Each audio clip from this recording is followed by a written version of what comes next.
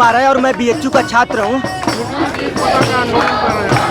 देखिए, आप लोग को मालूम होगा और पूरे देश को मालूम है कि पिछले 2 महीने से देश भर के किसान दिल्ली के बॉर्डर पर बैठे हुए हैं और देश की जो तानाशाही सरकार है नरेंद्र मोदी के नेतृत्व में, वो एक भी बात सुनने को तैयार नहीं है।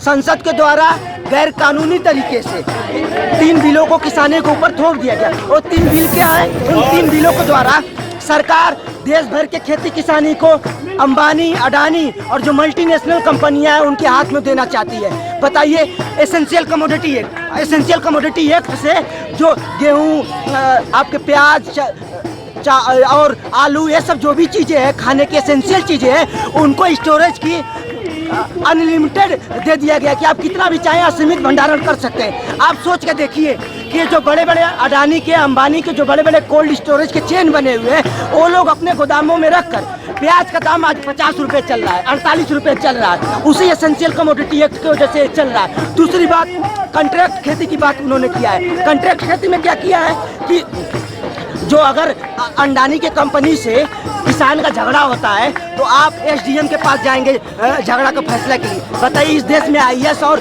पीसीएस अधिकारियों की कोई औकात है? अंबानी के सामने, अंबानी जिसको पैसा देंगे वो आईएएस आईपीएस उसके सामने जाएगा।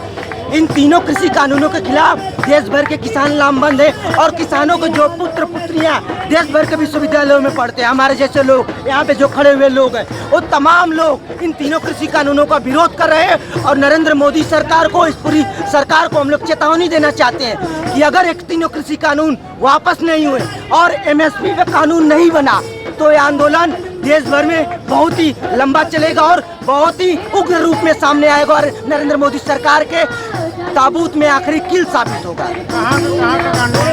देखिए, हम यहाँ बीएचयू के विश्वनाथ मंदिर प्रांगण से लंका गेट तक मार्च निकालेंगे, सभा करेंगे, यही हमारा आज का प्लान है।